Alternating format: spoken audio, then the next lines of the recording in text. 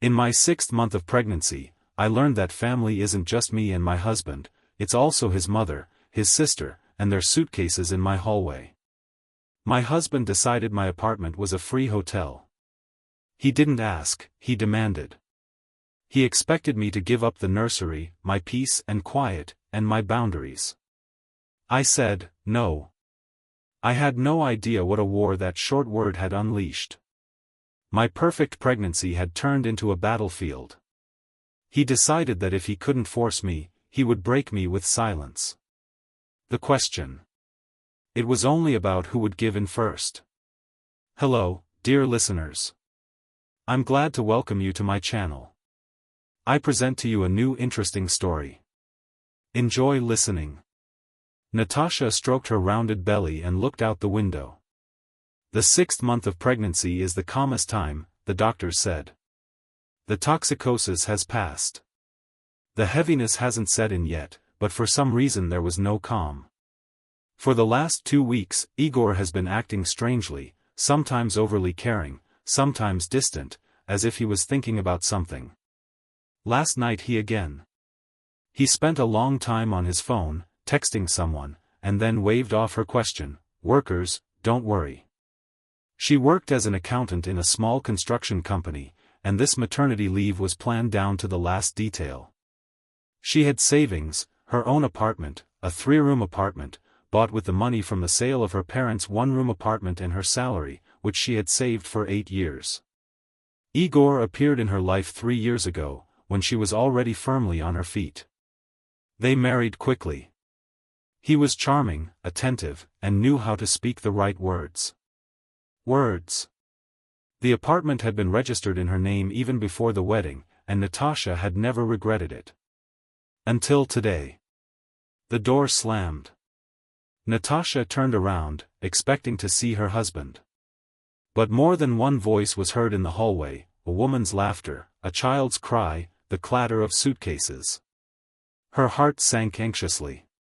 "Natasha, we're home," Igor shouted in an overly cheerful voice.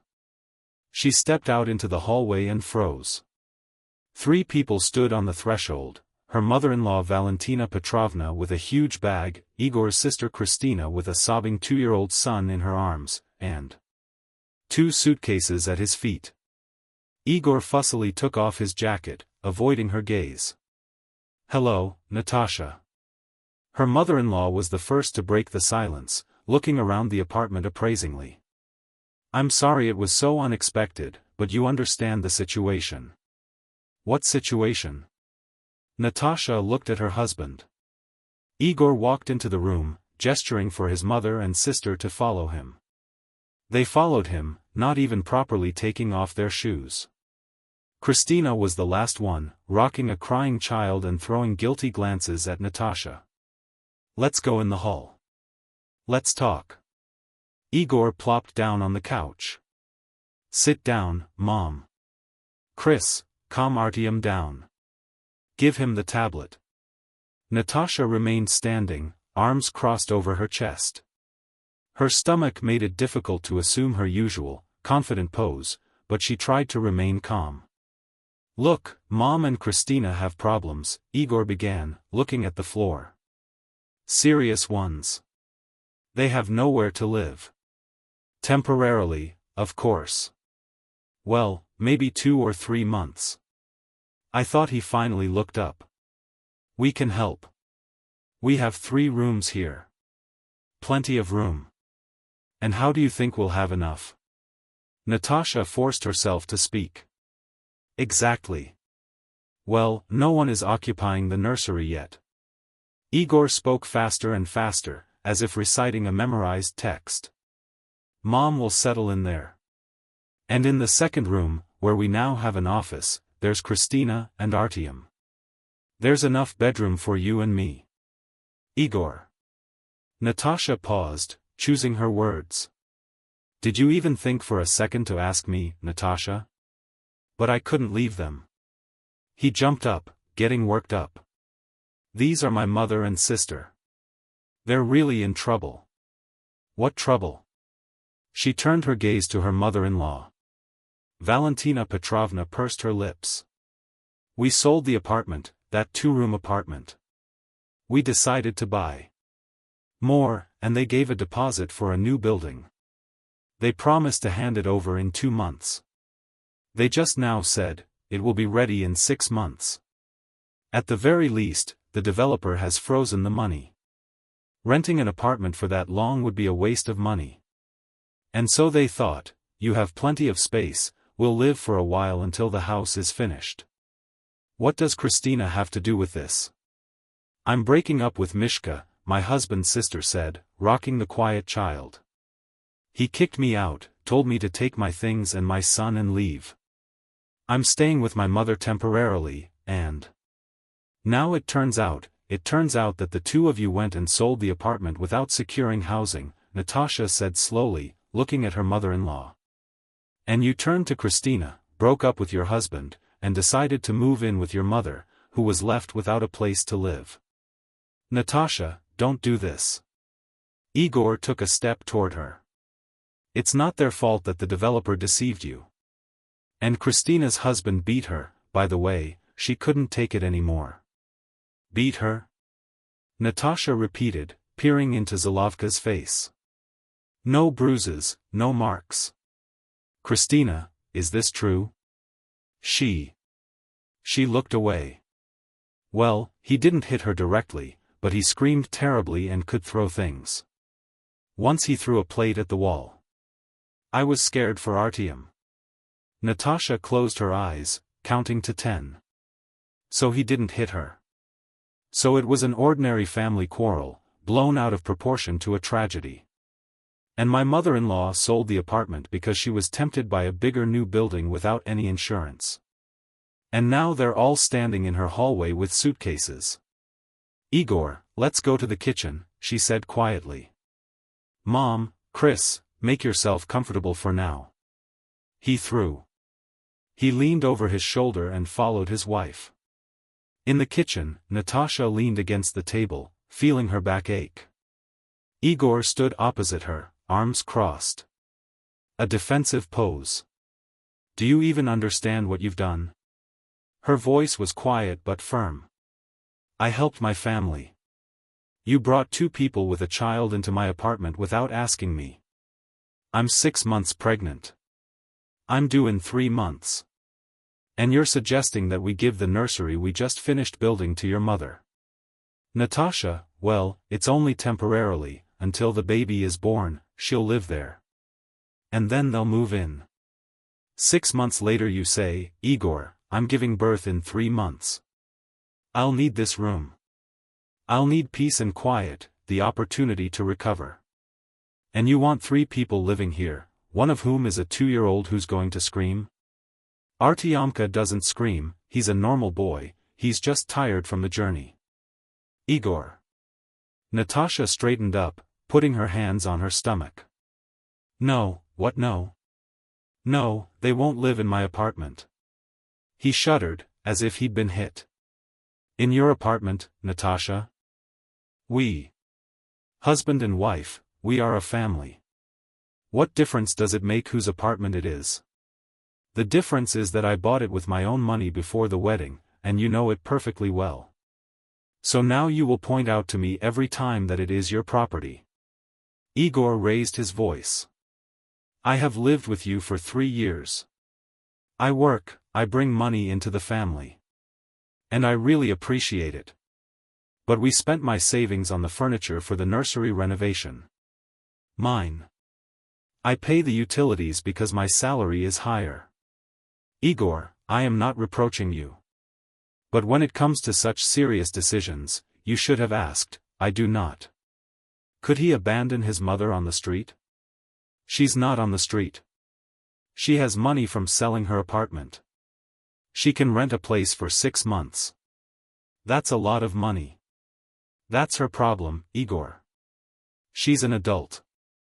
She made the decision to sell the apartment herself without securing a backup plan. He was silent, his jaw clenched. Natasha saw a shadow cross her husband's face. Either anger or resentment. And Christina, she has to pay the rent too. She has no money at all. She's a housewife. Let her make peace with her husband, or find a job, or live with her mother, who will rent an apartment. You're cruel, Igor breathed out. Honestly, I didn't know you were like that. You'll kick your own out. They're not mine, Igor, they're your relatives. And I'm not kicking them out. I'm saying I didn't give them consent to move in. It's so good you have a 3-room apartment. A malicious mockery crept into her husband's voice. My mother will live in the nursery, and my sister and her son will live in the 2nd room. We're a family, we need to help. Natasha looked at him with a long, searching gaze, then calmly said, "It's so good she's mine." Igor turned pale. So you? Are you refusing? Yes, Natasha, they are sitting in the hall with their things. Do you want me to go out and tell them to pack up and go back? I want you to understand that this is my home, my child, my pregnancy, and I am not obliged to sacrifice my peace for the sake of your relatives who have created their own problems.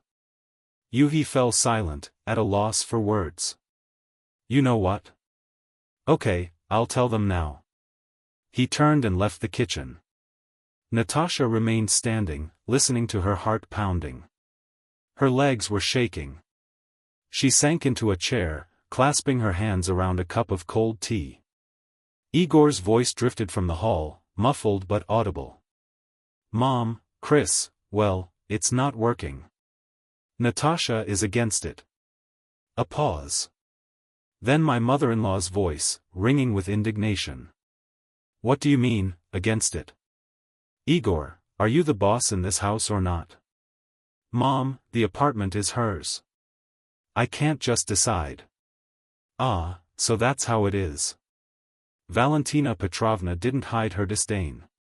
A henpecked husband, a pregnant wife riding on you. No, just think about it. Your mother-in-law, a sister with a small child, and everyone out on the street. Mom, keep quiet, she'll hear. And let her hear. My mother-in-law raised her voice even more. Let her know what I think of her. Heartless. That's the greedy one. Her apartment is more important than people. Natasha squeezed the cup tighter. She wanted to go out, answer, put this woman in her place, but she forced herself to stay in the kitchen. Igor invited them himself. Let him sort it out himself. Mom, please. Igor's voice was pitiful. Let's not make a scene. I understand that you have nowhere else to go, but she doesn't agree. And you insisted? Are you a man or what? Talk to her like a human being. I spoke badly. Go tell her that this is not up for discussion. This is your mother, your sister. You have to help us. Silence. Natasha imagined Igor standing there, shifting from foot to foot, not knowing what to do. Mom, she's pregnant, she can't be nervous. And do you think I can? At 60, I should be wandering from one rented apartment to another.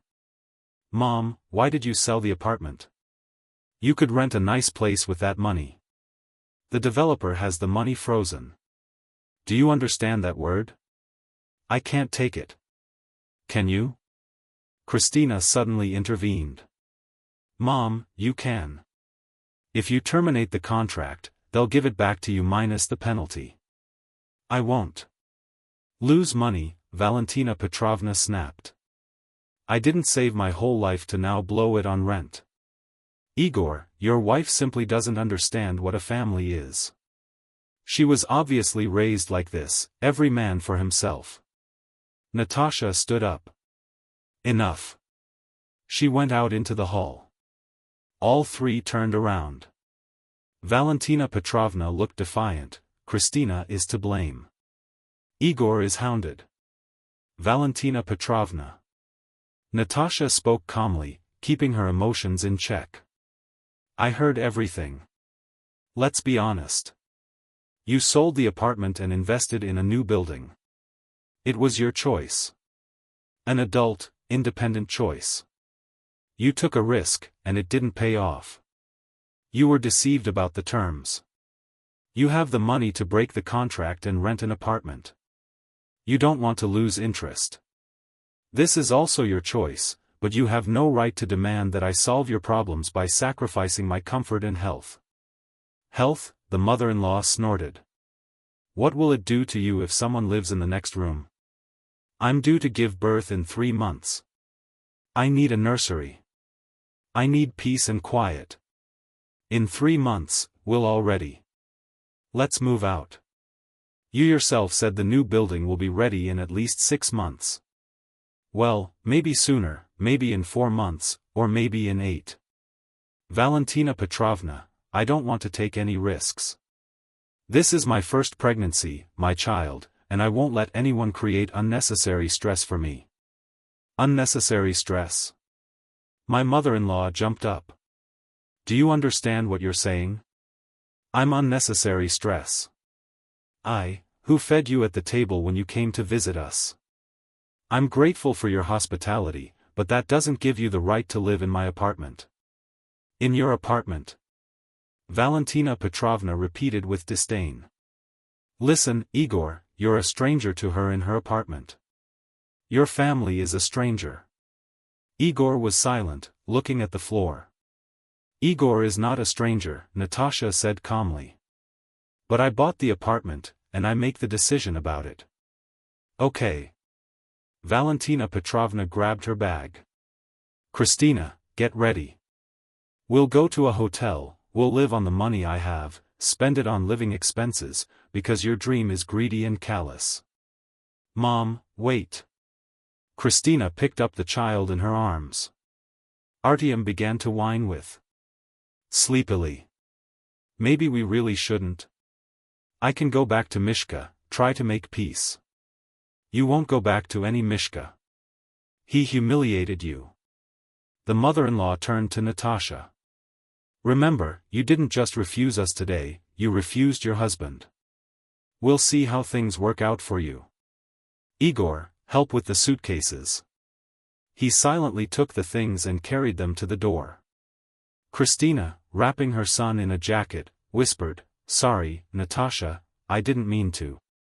It's okay, Natasha replied, although everything inside her sank. A minute later they left. The door slammed. Igor remained standing in the hallway, his hands at his sides. Enough? He asked without turning around. No, Natasha answered honestly. But I did what I had to. He silently walked into the bedroom and closed the door. Natasha returned to the kitchen, sat down, and rested her head in her hands. Her hands were shaking, there was a tugging sensation in her lower abdomen, the stress taking its toll. She called a taxi and went to her parents' house. Staying home in that tense silence was unbearable. Her mother opened the door. One glance at her daughter was enough to understand something was wrong. Natasha, what happened? Natasha went into the kitchen, sat down and told her everything. Mom listened silently, only the wrinkle between her brows grew deeper. When Natasha finished, there was silence. You did the right thing, Mom said. Finally, can you hear me? That's right. But, Mom, maybe I really am cruel? This is his mother, his sister. Natasha, look at me. Mom took her hands. His mother is a grown woman who got herself into this situation. Selling her only home without a backup. The other option is irresponsible. And your husband is even more irresponsible, since he brought them without your consent. You're pregnant, your due date is in 3 months. You need peace and quiet, not a circus with your relatives. Igor isn't talking to me. He's upset because he didn't get his way. Classic manipulation. Natasha, I've known you for 28 years. You've never been mean or selfish, but you've always been able to protect your boundaries. Don't give in. Now Natasha is staying overnight with her parents. She sent Igor a short message. I'll be back at Mom's tomorrow. He didn't answer. In the morning, when she returned home, the apartment greeted her with deathly silence. Igor left for work early, without even leaving a note. Natasha changed her clothes and sat down at her laptop. She needed to finish her quarterly report, but she couldn't concentrate. The phone lay nearby, silent and accusing. At lunchtime, her friend Olesya called. "Natasha, how are you? How's the tummy beater?" "Ols," Natasha told me everything again. Wait. Olesya interrupted. "He brought them without your consent. He just went and... He brought you with suitcases." "Yes. And then he got offended that you refused." "Natasha, do you understand that this is a red flag the size of a football field?" "I understand, but no buts. Listen to me. My sister had the same problem. She got married. Her husband first moved my mother in with them for a week, then my grandmother for a month, then my brother showed up. To wait out the hard times. A year later, she was living in her 2-room apartment with 4 of his relatives and a baby. Do you know how it ended? Divorce and a nervous breakdown. "We're not getting a divorce," she said automatically. "Natasha," although something inside me went cold. "I don't mean that. I mean that now is the moment of truth. Either he realizes he's gone too far and apologizes, or he keeps pushing. And then he'll have to decide." That evening, Igor returned late, passed Natasha in the kitchen without saying hello, and disappeared into the bathroom. She stood at the stove, stirring her soup, and felt anxiety growing in her chest. It was like playing the silent treatment, which she hated. When he came out and sat at the table, she poured him some soup. "Igor, we need talk." "About what?" He didn't even look up. "About what happened yesterday. It's all clear. You don't need my family." "That's not true, and you know it." "I know." He finally looked at her, and his gaze showed resentment mixed with something else. Anger, disappointment. "I know that my mother is currently sleeping in a cheap hotel, that my sister is torn between the desire to return to her abusive husband and fear for her child. That's what I know. Your mother can terminate the contract with the developer and rent a normal place, losing money. It's her choice. She's an adult. And Christina? Should she go back to Mishka, so he can push her around again?" "Igor." Natasha sat down opposite. "We both know Mishka didn't hit her. Christina herself admitted yesterday that he just yelled and once threw a plate at the wall. Do you think that's normal?" "No. But that's no reason to kick her out of the house. They had a fight, and she ran away to her mother. A typical family squabble.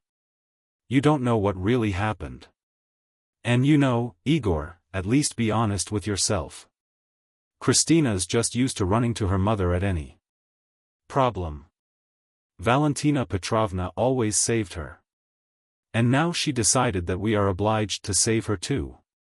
He was silent, crumpling the bread. "My mother thinks you are selfish." "I know. I heard. And she is right. We have 3 rooms. We could move over. I am 6 months pregnant. I need peace. They also need a roof over their heads, which they will have if your mother makes a sensible decision." Igor stood up abruptly, the chair creaking. "You know what, Natasha? You have changed. You used to be kinder. Before, I was not pregnant and did not protect my child." "From whom?" "From my family. From stress, from strangers in the house, from your mother's screams and the crying of your 2-year-old nephew. Artyomka is not a stranger, he is your nephew. Igor, I saw him 3 times in my life. 3 times. And each time he screamed so loudly that I wanted to leave. I am not ready to live with him under the same roof. So, it's decided." He pushed the plate away. "My family is a burden for you. Don't twist it. I didn't refuse help. I refuse to let us live together. These are 2 different things. For me, no." He went into the bedroom and locked the door again. Natasha was left sitting, looking at the untouched soup. Everything inside her was clenching. Maybe she really was wrong. Maybe she should have agreed to be patient. But when she imagined the morning with Artyom's yelling, her mother-in-law's constant comments, her possessive looks at the apartment, no, she couldn't. The next day, Igor left in the morning and returned only at night. When asked where he had been, he muttered, with his mother, helping them move into the apartment. So, Valentina Petrovna had finally decided to rent a place. Natasha felt relieved. But the relief was short-lived.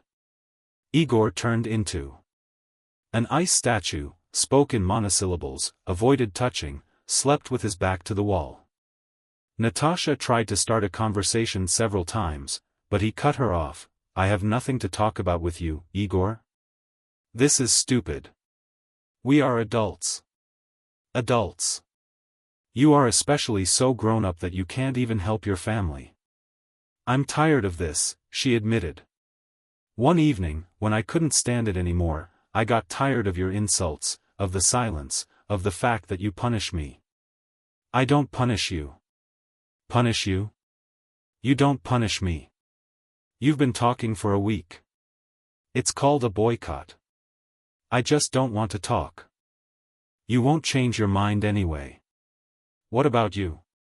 Are you ready to admit that you did the wrong thing by bringing them without my consent?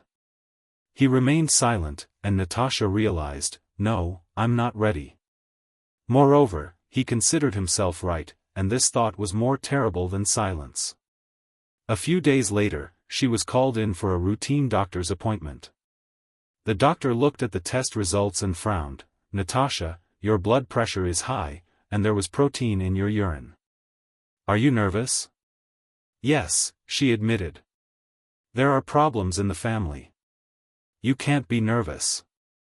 It's a direct path to histosis. You need to eliminate stress completely. I'm trying. Try harder, otherwise you'll have to go on bed rest. And you don't want to give birth prematurely, do you? Natasha left the doctor's with a heavy feeling. In the evening, she relayed the doctor's words to Igor. He just shrugged. So, you need to worry less about nonsense. Nonsense? Igor, you and I haven't talked normally for a week. Is that nonsense to you? I just talk. I don't see the point in discussing something you can't change anyway. And you will change, admitting you were wrong. He turned and left without answering. The next day, Valentina Petrovna called Natasha. The number appeared on the screen, and she stared at it for a long time, hesitating. Then she finally pressed accept. Natasha, this is Valentina Petrovna. Hello. I feel awkward calling, but I have to. Natasha, I want to apologize. Natasha froze, not believing her ears. Apologize? Yes, I was wrong. Igor explained everything to me here, told me what the doctor said. You're pregnant, you shouldn't worry, and I snapped at you, I was rude. Please forgive me, Valentina Petrovna, thank you. Thank you for understanding. She understood, of course. Christina and I rented an apartment, a decent 2-room apartment. It's a bit expensive, of course, but it's okay, somehow. The main thing is that everything is okay in your family. Thank you, Natasha repeated, feeling her eyes water. When the conversation ended, she felt relieved. So, it wasn't in vain that she stood her ground. It meant her mother-in-law had come to her senses and accepted the situation. That evening, she happily told Igor about it. Your mother called and apologized. I know. I asked her. Asked? Well, yes. He said the doctor told you not to be nervous, that it could mean gestational diabetes.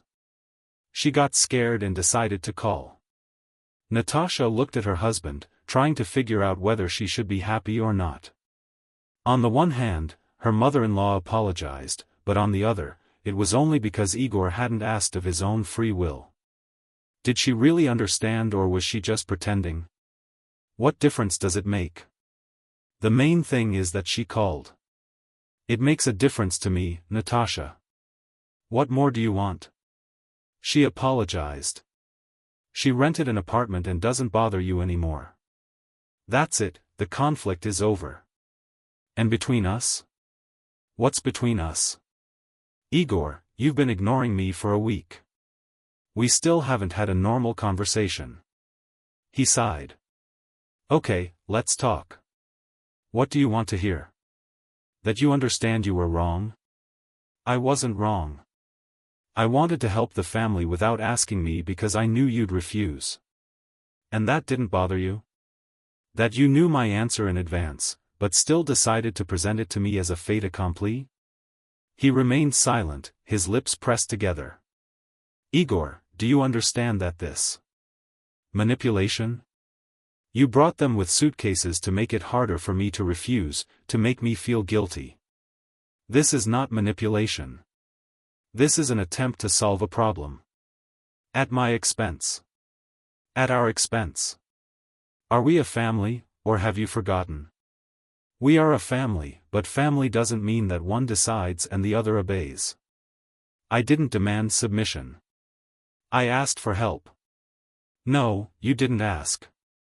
You brought them and told them where they would live. That's not called a request, but a demand. Igor stood up and paced the room. Okay, let's say I was wrong about the method, but in essence, I'm right. My mother needed help, and you refused. She needed money for rent, not my place, which could have saved her that money. At my expense, at ours. They stood opposite each other. And Natasha suddenly realized they were going in circles. He wouldn't change his mind. For him, helping his family is above all else, and her boundaries, her comfort, her pregnancy are secondary. Okay, she said quietly. Do I understand that I understand? What is more important to you? She went into the bedroom, lay down, and closed her eyes. Her belly trembled beneath her palm. The baby was kicking. Natasha placed both hands on her belly and whispered, "Everything will be okay. I promise." But she believed it less and less. The next 2 weeks passed in a strange, suspended state. Igor seemed to talk to her, but somehow distantly. He asked about her health, how she was feeling, but without the same warmth.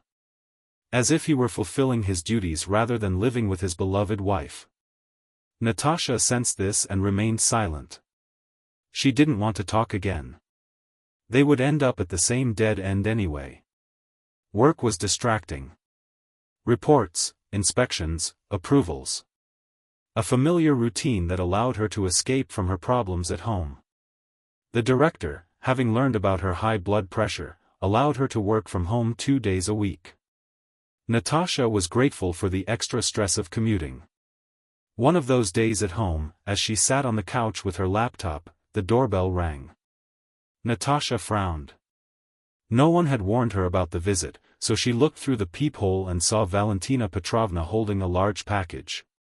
She didn't want to open it, but the mother-in-law already saw that someone was in the apartment. The TV was on. Natasha sighed and opened the door. Valentina Petrovna, hello. Natasha, hello. The mother-in-law smiled broadly and somehow unnaturally. Am I disturbing you? I was just passing by. I decided to stop by and brought you some fruit. It's good for pregnant women. Thank you. Natasha took the bag, sensing a catch.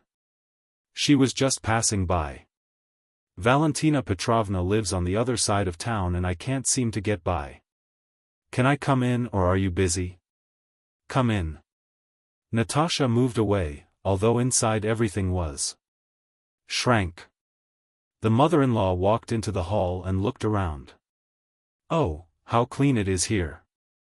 You're great, Natasha. You're a good housewife. Igor is lucky. Thank you. Would you like some tea? With pleasure.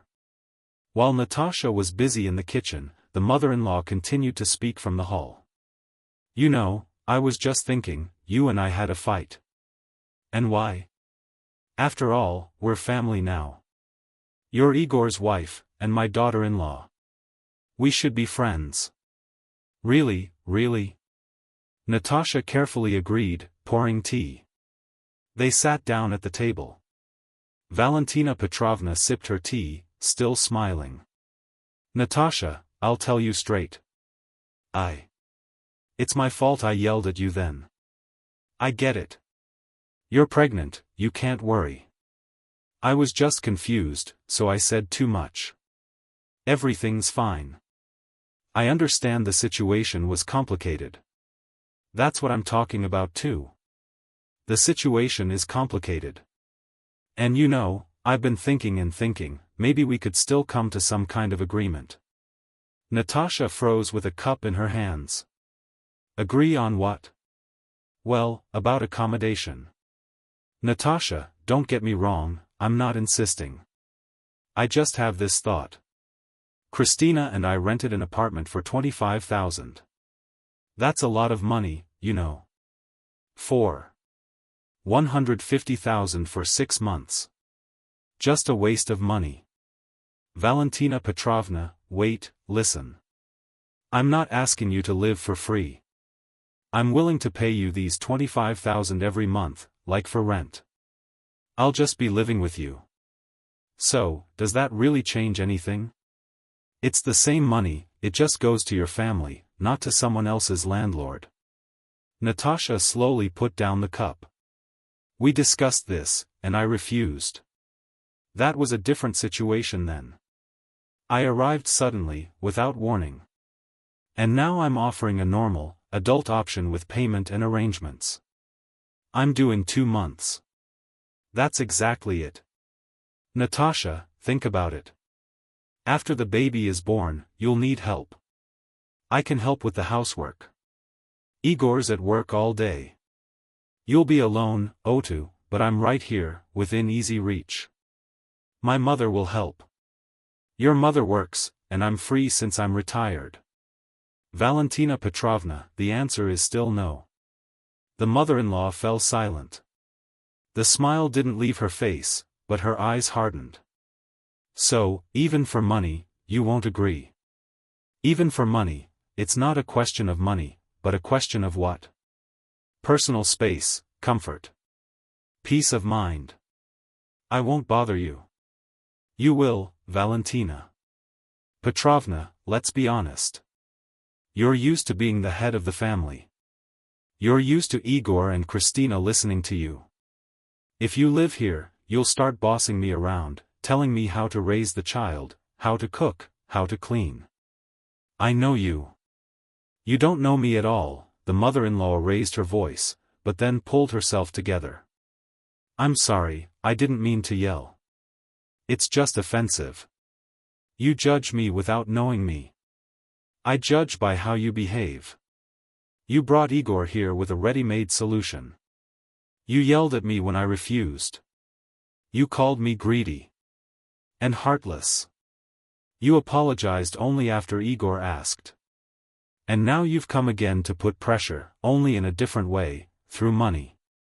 Valentina Petrovna stood up and took her bag. I see. So, even for money it's not enough. Natasha, you know what I'm saying? Igor is right. You've changed. You've become tough. Callous, perhaps. Or you've simply learned to say no. Learned. The mother-in-law smiled wryly. Well, keep learning, just keep in mind, Igor won't tolerate it forever. He's a man. He needs a soft, feminine. A wife who compromises, not so independent. What are you trying to say? Nothing special. Life experience simply tells me, men don't like women who demand rights, who push my apartment, my decision, at them. They need respect. Respect should be mutual. It should, but it starts with the woman. She must give in, meet halfway, otherwise there will be discord in the family. Natasha silently opened the door. Valentina Petrovna went into the hallway and put on her shoes. Think about my words, Natasha. I wish you and Igor well. Too. And family is the most important thing in life. Take care of it. When the door closed, Natasha leaned against the wall and closed her eyes. Her hands were shaking. Her mother-in-law was trying to manipulate her again, only more subtly this time. And the hint that Igor wouldn't tolerate it sounded almost like a threat. That evening, she told her husband about the visit. Igor listened silently, then shrugged, but she offered a normal option with payment. Igor, are you serious? Do you think I should have agreed? Why not? You can never have too much money. 25,000 in a month. A nice raise. It's not a raise. It's the price I pay for the peace of mind I'll be losing. Mom said she wouldn't interfere. Igor, your mother doesn't know how to stay out of the way. She's the one who's always in charge. Are you exaggerating? No. And then she said something strange, like you won't tolerate my independence. Igor looked away. Is she just being emotional or is she just saying what you think? Natasha, don't start. I'm not starting. I'm asking. Does it really bother you that the apartment is mine, that I'm making decisions about my property? It bothers me that you won't compromise. What compromises? Letting your mother live with us isn't a compromise, it's capitulation. You see, even the words you choose. Capitulation, as if we were at war. Igor, your mother came today with one goal, to make me change my mind. She tried to pressure me with money, then with the fear of losing you. Do you understand that?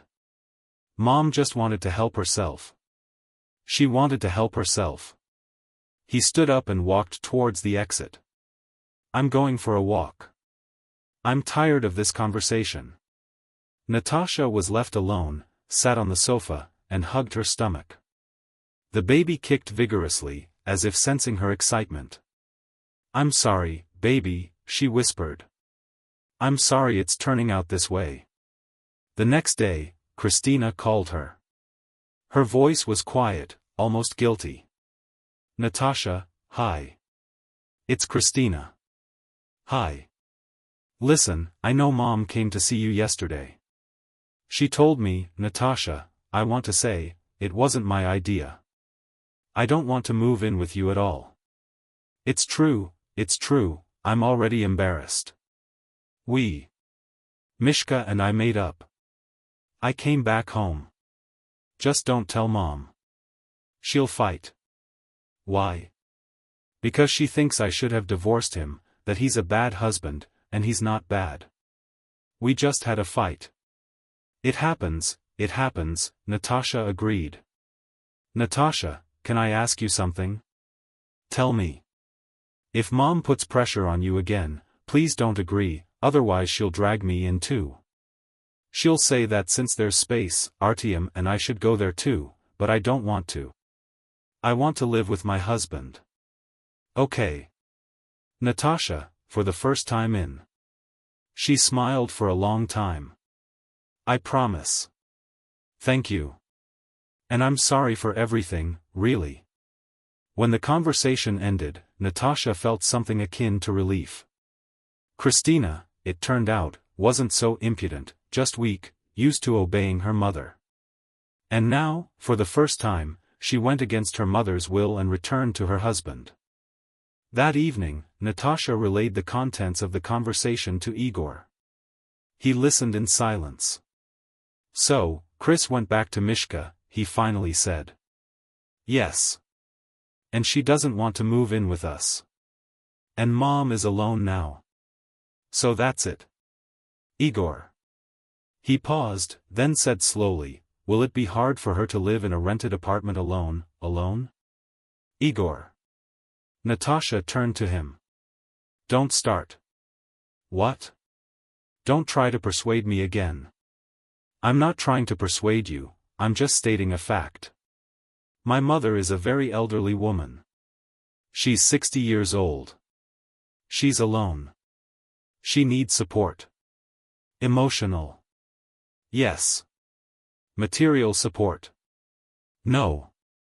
She has a pension, she has money from the sale of the apartment, which the developer has, which she can get back, losing interest. It's her choice. Natasha felt herself starting to boil. Again and again he comes back to the same thing. Igor, how many times is this going on? How many times will we have to discuss the same thing until you understand that my family is your family too? I understand, but understanding doesn't mean that I have to sacrifice my home and my peace. So, for you, it's a sacrifice. To accept my mother. A sacrifice. Yes, Natasha exhaled. Yes, for me, it's a sacrifice, because I'm pregnant. I'm due to give birth in 2 months. I need peace, not the constant presence of my mother-in-law, who will interfere in my life. She doesn't. Will keep coming. Will. She's already coming. She came here uninvited. She tried to talk me into it. She said you'd leave me if I didn't soften up. Igor winced. She said so. And you're silent too. Instead of putting her in her place, I can't put my mother in her place. But you can. You punish me with silence, ignoring, coldness, and you protect her. Natasha, that's enough. No, that's not enough. Natasha stood up, feeling everything seething inside. I'm tired. Tired of this pressure, of the constant attempts to make me change my mind, from your coldness, from your mother's hints. I said, no, and I will never change my mind. Even if you remain silent for another month, even if your mother comes every day. Understood? Igor looked at her, and there was something in his eyes that she couldn't recognize. Pain, anger, disappointment. I understand, he said quietly. Everything is very clear. He went into the bedroom and closed the door. Natasha remained standing in the middle of the room, feeling her knees tremble. She sat down on the sofa and put her hands on her stomach. Everything will be fine, she whispered, no longer believing these words. Another week passed. Natasha went to work, returned home, and cooked dinner. Igor came home late, ate silently, and went to the bedroom. They became like neighbors living under the same roof. And with each passing day, Natasha felt the emptiness growing inside her. She tried to fill it with work, spending time with her mother, preparing for the birth, buying things for the baby, washing tiny vests, and putting them away in the dresser. The nursery was ready, bright, cozy, with a crib, windows and a soft carpet on the floor. Natasha went in there and imagined how she would rock the baby, how she would sing lullabies to him, and every time she caught herself thinking, will Igor be there? One evening, when she was sitting in the nursery on the rocking chair, he followed her in. It turned out beautifully, he said, looking around. Yes. Natasha did not turn around. Soon there would be 2 months left, less than 7 weeks. He came up and stood next to her. Natasha felt his presence, the tension emanating from him. Natasha, I want talk. Look, we need to decide something. We can't go on living like this. I agree. That's what I mean too. Listen, I've thought a lot and realized that we're both right and we're both wrong. Natasha turned to him. Igor looked out the window, avoiding her gaze. You're right that I shouldn't have brought them without your consent. It was the wrong move. I'm sorry. Natasha's heart sank. Finally. He finally admitted it. Thank you, she said quietly. But Igor turned to her, and she saw something hard in his eyes. You're also wrong. You refused my mother, an elderly woman who needed help. And that was cruel. Igor, let me finish. I understand your reasons. Pregnancy, fatigue, a desire for peace. I understand all of that. But family isn't just you and me, it's also my parents and sister. And when they're feeling down, we should help. We help emotionally, with advice, but we're not obligated to provide our housing. My housing too. I'm your husband. The apartment was bought before the wedding. So what? We've been together for 3 years. I've been living here for 3 years. I'm crying. For the internet, for the phone, I buy groceries. This is my apartment, legally speaking, too. But what about human beings? Igor raised his voice. Human beings. This is our shared home, and we must make decisions about it together. Good. Natasha stood up and straightened up. Let's make a decision together. I'm against your mother living here. You're for it. We're divided. Whose decision should be the main one? A compromise. What kind of compromise can there be? She either lives here or she doesn't. There's no third option. We can find one. For example, she can live here for a month, a month, no more. During this time, he'll find another option or wait for a new building. Igor, I'm 7 weeks pregnant. In a month, I'll be 8 months pregnant. It will be hard for me physically. I need peace and quiet. And you're suggesting that I move my mother-in-law in here, who will tell me what to eat, how to rest, how to prepare for the birth. She won't tell me. She will. I know her. You don't know her. Igor clenched his fists. You're judging from one conversation, one situation. And my mother, I'm a good person. She was just worried, she was emotional then, and she came again with an offer to pay and hinted that you would leave me. She didn't hint. She simply said that men love soft women. And you agree with her? Igor fell silent. Natasha looked at him and suddenly understood everything. Do you agree? She exhaled. Do you really think that I'm too tough, that I should be softer, more pliable? I believe that in a family you need to be able to make concessions. I am making concessions. I tolerate your coldness, your silence, your attempts to convince me. I tolerate your mother's visits, her calls, her manipulations. Isn't that concessions? This is not a concession. You're just living. And letting her in here is a concession? No, Igor, it's capitulation. It means I'm giving up my apartment, my space, my peace. This isn't a concession, it's a sacrifice, and I'm not ready to make it. He stood there, clenching his jaw, and Natasha saw shadows flitting across his face. Anger, resentment, disappointment. So, it's definitely a no, he said finally. Definitively. Then I need to think about what? About us, about whether I'm ready to live with a woman who puts her interests above her family. Natasha. I felt a chill run down my spine. What are you talking about now? That maybe we were wrong. Maybe we're too different. Igor, I'm 8 months pregnant. Do you understand what you're saying? I understand. And that's exactly why I'm talking now and not later. Natasha, I can't live in a family where my opinion means nothing, where you make all the decisions because the apartment is yours. It's humiliating. I never humiliated you. I did. Every time I mentioned my apartment, every time I reminded you that you bought it.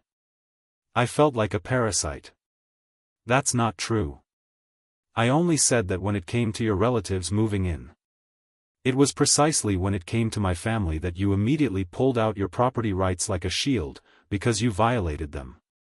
You tried to dispose of my home without my consent. Our home. Mine, Natasha screamed, frightened by her own voice. Mine, Igor. I bought it. I pay for it. I support it, and yes, the final say is mine. There was silence. Igor looked at her as if he was seeing her for the first time. Then he nodded slowly. Okay, now everything is clear to me. He left the room. Natasha heard him walking around the bedroom, opening the closet, taking something out. She went out into the hallway and saw him putting things in a bag. What are you doing? I'm getting ready. I'll stay with my mother for now. Igor, don't be silly. Let's talk calmly. We've talked many times. You're not changing your decision. I can't accept yours, it's a dead end. And you're just leaving now that I'm pregnant. He stopped with the bag in his hands. Natasha, you yourself just shouted that the apartment is yours, that the final word is yours. So, let it be so. Live here alone. Decide everything yourself, and I need time to think. Think about what? About a divorce? He didn't answer. He put on his jacket and took his bag. Igor, please don't go. He stopped at the door without turning around. I need time. I'm sorry. The door closed. Natasha stood in the middle of the hallway, unable to move. Her legs were wobbly. She made her way to the sofa and sat down, her hands shaking. There was a sharp, unpleasant pulling sensation in her lower abdomen. She took out her phone and called her mother. She picked up the receiver. Second ring. Mom. The voice broke. He left. Who left? Igor. Yes. He packed his things and went to his mother. Natasha, I'll be there in a minute. Don't move. Wait. Mom arrived 20 minutes later, hugged me, sat me down on the sofa, brought me some water. Tell me. Natasha told me about the conversation, about the screaming, about how Igor packed his things and left. Mom listened, and her face grew harder and harder. Scoundrel, she said when Natasha finished. To leave his pregnant wife because she didn't let her mother-in-law live with her. You scoundrel. Mom, maybe I'm really wrong. Maybe I should have agreed. Natasha, look at me. It's not your fault. Do you hear me? You were defending your territory, your right to the peace of mind of your future child. Igor acted like an infantile boy who's used to his mother solving all his problems. And when his wife didn't agree to play by his rules, he got offended and left. But he's my husband. I love him. I know. But love doesn't mean putting up with everything, it doesn't mean sacrificing yourself for his whims. This isn't a whim, this is his mother, who herself. I created a problem for myself. Natasha, can't you see? Valentina Petrovna is manipulating Igor. To her, he's an obedient son who will always come to the rescue. And she takes advantage of this. And he blindly obeys because he's afraid of her anger or disappointment. What should I do? Wait. Give him time to cool off. Maybe he'll come to his senses. And if not? Mom was silent. Then you'll make a decision. You're strong, you can handle it. Even alone. Natasha went to bed in the empty bedroom. The bed seemed huge and cold. She lay with her hands on her stomach and felt the baby. Pushing hard, insistently, as if saying, I'm here, I'm with you. I know, Anadia whispered. I know, honey. We can do this. In the morning, Natasha woke up from a nagging pain in her lower abdomen, got up, went to the bathroom and saw blood. Not much, but enough to scare her. She grabbed the phone and called an ambulance. 32 weeks pregnant, bloody discharge, she clearly told the dispatcher. The ambulance will be here in 10 minutes. Lie down, don't move. Natasha lay down on the sofa, putting a pillow under her feet. Call. Igor is gone. Why? He's gone. He made his choice. I called my mom. Mom, I'm bleeding. I called an ambulance. I'm coming right now. The ambulance arrived quickly. The doctor examined me and listened to the baby's heartbeat. The placental abruption is small, but it's there. We're taking you to the maternity hospital, we'll observe. Is someone going with you? Mom, she's coming. Okay. At the maternity hospital, Natasha was put in a ward and hooked up to N4. The doctor, a woman of about 50 with tired, kind eyes, sat down next to her. How are you feeling? I'm scared. I understand, but the baby is fine for now. The heartbeat is good, there's no placental abruption. It's small. We'll treat it and observe. The main thing is rest. No stress, no worries. Good. Do you have anyone? Your husband, relatives, your mother. And your husband? Natasha turned to the wall. He left. Yesterday. The doctor sighed. I see. Well, it happens. The main thing is now. You and the baby. The rest will come later. Mom sat next to her all day, holding her hand, stroking her hair, saying soothing words. Natasha lay there, looking at the ceiling, wondering how this had happened. Just a month ago, she and Igor were a happy couple, expecting a child, planning the future, and now she's alone in the hospital, at risk of premature labor. Mom, I'll call him. Why tell him I'm in the hospital? Maybe he'll come. Natasha, if he wants to know how you are, he'll call himself. And if not, then why do you need someone who doesn't care about you? But I do care, he's just upset. Resentment is no reason to leave a pregnant wife. Natasha knew her mother was right, but part of her still hoped. What if he calls, what if he asks how she is, says he misses her? The phone was silent.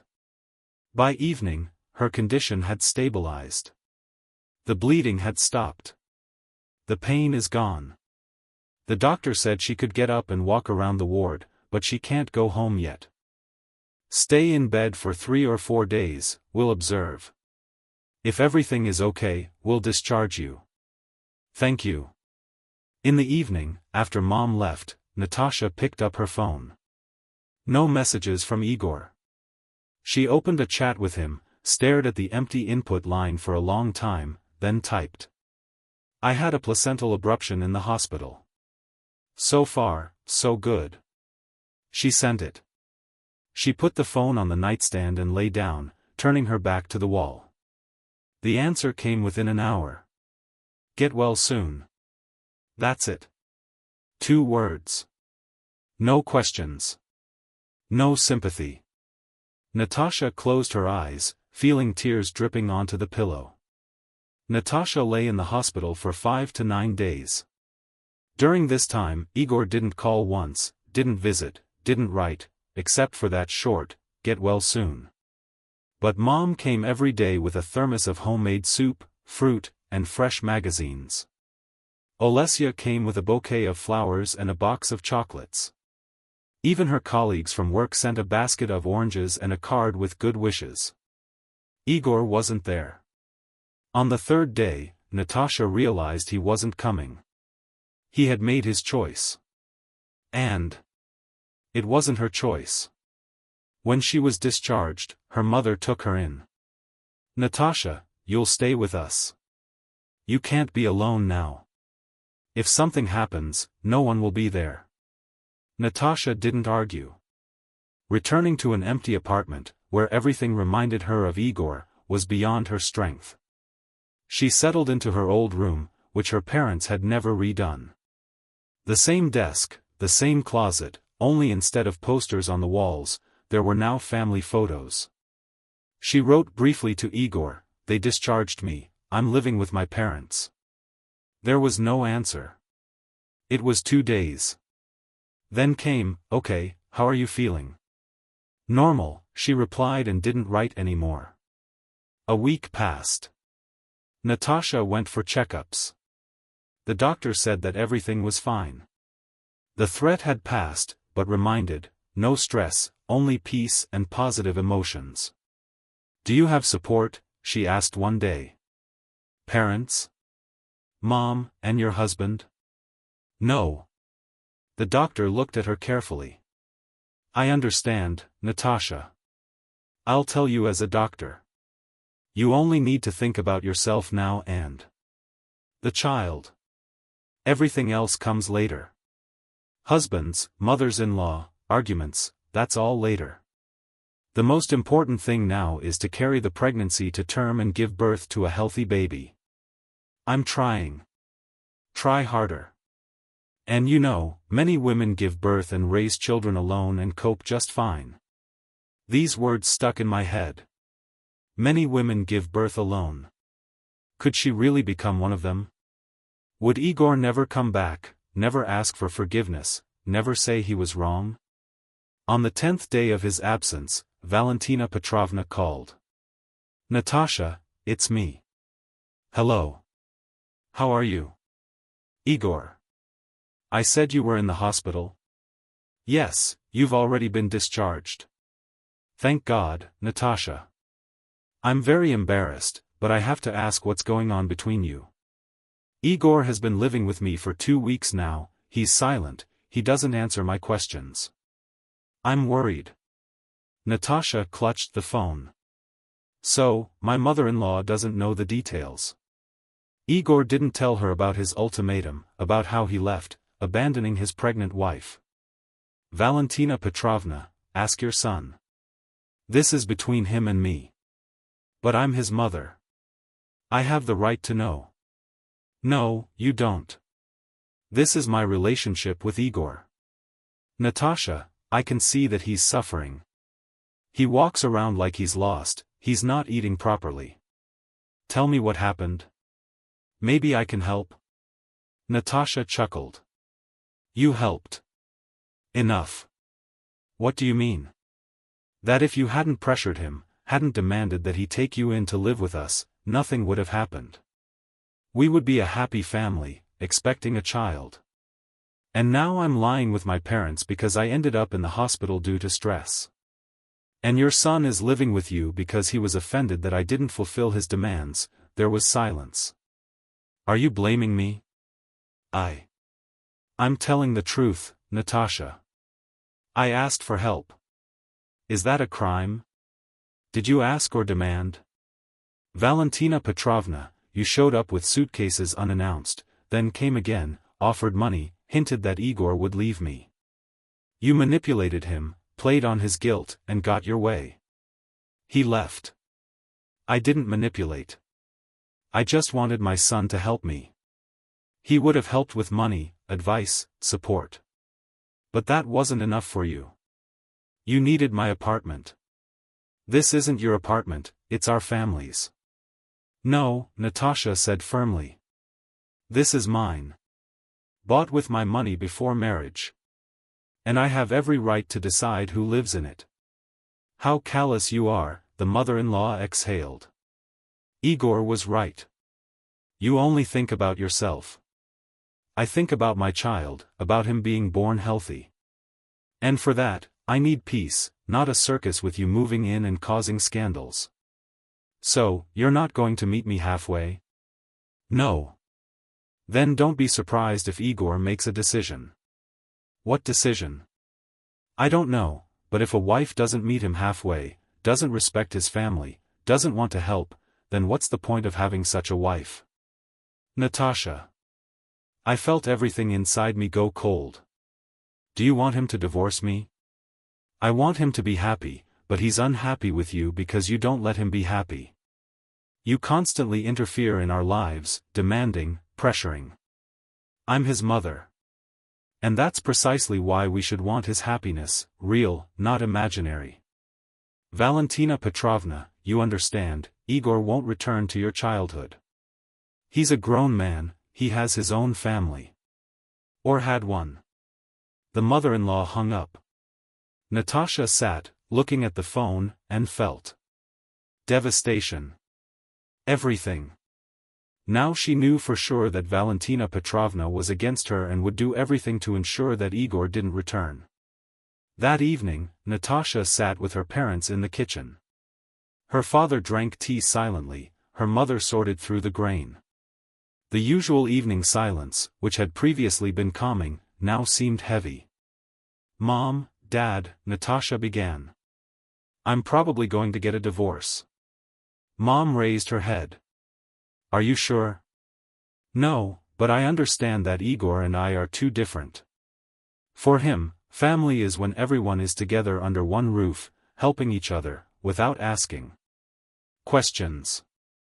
And for me, family is when boundaries are respected, consent is asked, and decisions are made together." "And which of you is right?" asked the father. "I don't know. Maybe both, maybe neither. But we can't live together. He's offended that I didn't let his mother in. I'm offended that he abandoned me when I was in the hospital. It's a dead end. And the child? The child will be with me. Igor will be able to see him, be part of his life. But I don't want to raise a son or daughter in an atmosphere of constant scandals and a cold war." The mother stood up and hugged her. "We're with you, Natasha, whatever you decide." 2 days later, Natasha received a message from Igor. "I need to pick up my things. When can I come?" She replied, "I'm at my parents'. Come whenever it's convenient, leave the keys on the table." "Okay, that's it." He picks up his things and officially leaves. Natasha expected pain, tears, despair, but inside there was only emptiness and a strange relief. The next day, Igor wrote, "I picked up my things, the keys are on the table.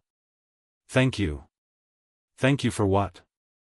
"For 3 years of marriage that ended in a fight and separation." Natasha didn't respond. A week later, she received a letter in the mail and filed a petition for divorce. Igor had filed for divorce. Natasha stared at the papers for a long time, then called a lawyer she knew. "Oleg Mihailovich, I need a consultation." "Listen." She explained the situation. The lawyer listened, then paused. "Natasha, the apartment was registered in your name before the marriage. It's your personal property. He has no rights to it. There's no prenuptial agreement. They have a child together, but he hasn't been born yet. After the divorce, you can file for alimony. He will pay child support. Can he demand the apartment? No, only if he can prove that he invested significant funds in repairs or improvements. There are receipts, documents. No, everything was done with my money. Then there can be no claims. Your apartment will remain yours. Thank you, Natasha. Are you sure you want a divorce? You're pregnant. This is a difficult time. I'm sure. I can't live with a man who thinks my opinion doesn't matter. I understand. Then prepare the documents, I'll help." The divorce was finalized 2 months later. Natasha gave birth At 39 weeks, she gave birth to a girl, weighing 3.2 kilograms. The birth was easy and quick. The doctors joked that this was rare for first-time mothers. Natasha held her daughter in her arms and felt warmth spreading inside her. She named the baby Vera after her grandmother. Igor came to the maternity hospital on the second day, stood at the door of the room, looking at his daughter through the glass. "Beautiful," he said quietly. "Yes." Natasha rocked the girl, wrapped in a pink swaddling cloth. "She looks like you." "It's too early to tell." He paused. "Natasha. I'm sorry, I was wrong." She looked at him. He looked tired, older. There were dark circles under his eyes, and gray hair appeared at his temples. "Me too," she answered. "But it's too late." "I know, I just wanted to say thank you." "Can I see my daughter? Come pick her up for walks when she's older." "Of course, you're her father." "Thank you." He left. Natasha looked at the door and felt nothing. No pain, no regret, no anger, just emptiness where there used to be love. Vera groaned. She stirred. Natasha held her to her chest, inhaling the sweet scent of her crown. "Everything will be all right," she whispered. "I promise." 6 months passed. Natasha returned to work. First part-time, then full-time. Her mother helped with Vera, picking her up when Natasha was late. Igor came twice a week, walked with his daughter, brought toys, and paid child support regularly. They communicated politely, distantly, like old friends. Natasha saw Valentina Petrovna once. She came to see her granddaughter. She stood in the hallway, hesitating to go further. "Can I take a look?" "Of course." The mother-in-law approached the stroller where Vera was sleeping. She looked for a long time, then quietly said, "She's beautiful, like Igor." "Yes, she has his nose." "Natasha, I wanted to apologize for everything. I was wrong. I pestered, demanded, pressured. It's because of me that you broke up. Not only because of you. Igor and I simply weren't right for each other. I still made it worse, and I regret it." Natasha looked at her. Valentina Petrovna looked sincere. Her eyes were red, her hands were shaking. "Valentina Petrovna, I don't hold a grudge. It's all over. Thank you. Can I come over sometimes? To see my granddaughter?" "Yes, I can. Make arrangements with Igor, he'll tell me." "Okay, thank you." She left, and Natasha thought, maybe it really is for the best. Maybe this divorce is the best thing that could have happened. She no longer wastes her nerves on arguments, doesn't tolerate coldness, doesn't justify her decisions. She lives the way she thinks is right. She raises her daughter, works, meets with friends, and is happy. One evening, while putting Vera to bed, Natasha remembered that day. When it all began. Igor at the door with suitcases. Mother-in-law with an impudent demand.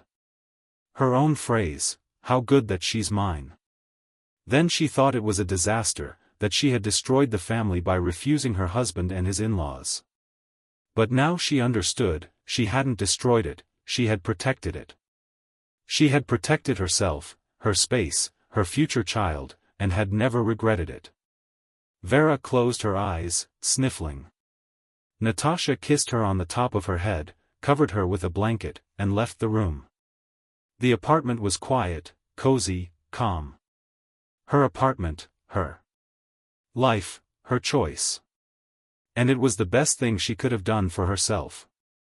If you liked this story, subscribe to stay up to date with new heartfelt stories and leave a comment. I'm always interested in your opinion.